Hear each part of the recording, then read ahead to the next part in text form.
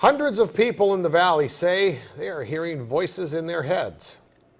And those voices are being transmitted by microwave or other methods. Well, several viewers asked us to investigate what they call electronic harassment.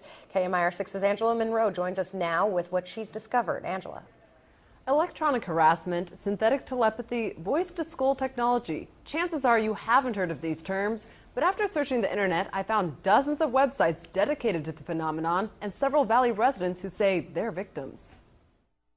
How much more can you invade me than to go into my brain? It sounds like somebody else is reading the book, only it's thoughts. We're not having a group hallucination. This is actually something that's happening. These men all live in the area, didn't know each other before the voices started, and say someone is playing mind games with them. Mostly it's a lot of derogatory comments about whatever you're thinking about. Only time I ever had a whole sentence, he said, "This is not about you," which just frosted me. If it's not about me, what the hell am I going through all this for? Kevin Bond says he used to have a normal life. I was living in the San Diego area, was clerking for a federal judge, and I noticed that I was being followed by a whole bunch of people. According to the websites, what Bond is describing is called gang stalking. He moved to Palm Springs to escape. I started hearing, as you'll hear, hearing voices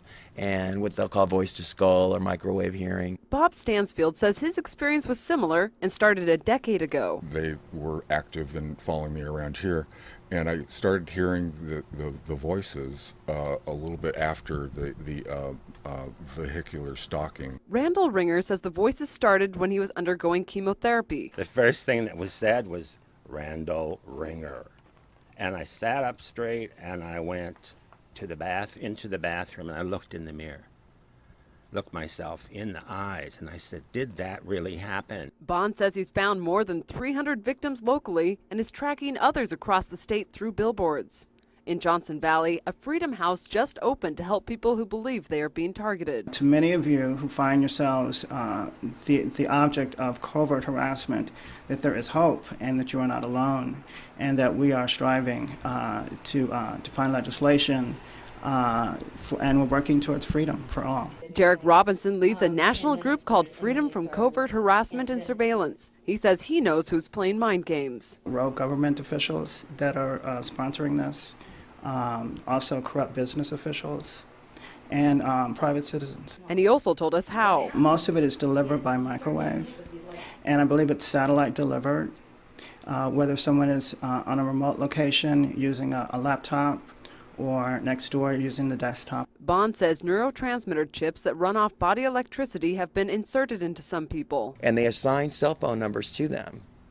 The cell phone numbers are then run through a computer, and a computer translates your thoughts. This crime has been available to the military for 60 years. We sat down with local psychiatrist Dr. Alan Drucker to get his professional opinion. There's no scientific evidence and there's no objective evidence to show that what they believe to be happening is factually true. So what does the doctor believe is behind these voices? Information that I found on many of these websites really confirms or is consistent with what I see in delusional disorders. But these men disagree. I've been to a psychiatrist and they gave me anti-schizophrenia medication and it did absolutely nothing whatsoever. However, Dr. Drucker says delusional disorder has no real medical treatment and is believed to start because of disrupted dopamine pathways in the brain. These pathways then start to fire or get triggered in the absence of actual stimulation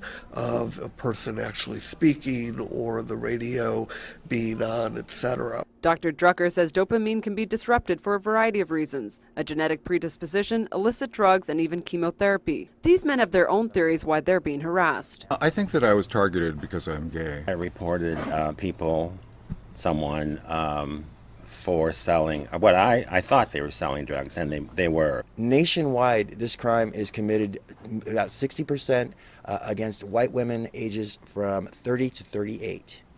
But in Palm Springs, it's almost 98% gay men. But it does tend to occur more in populations of individuals who are marginalized or in some way stigmatized in society. But these men disagree and say police and the psychiatric community need to take them seriously. When I worked with the government, I heard a lot of people coming in saying, I'm hearing voices through my tooth. Now I look back and I think, are they like I am now and I just didn't pay attention? For them, the voices are a waking nightmare. And Kevin Bond told me they're working on a book project about electronic harassment and pitching the idea to DreamWorks. Back to you.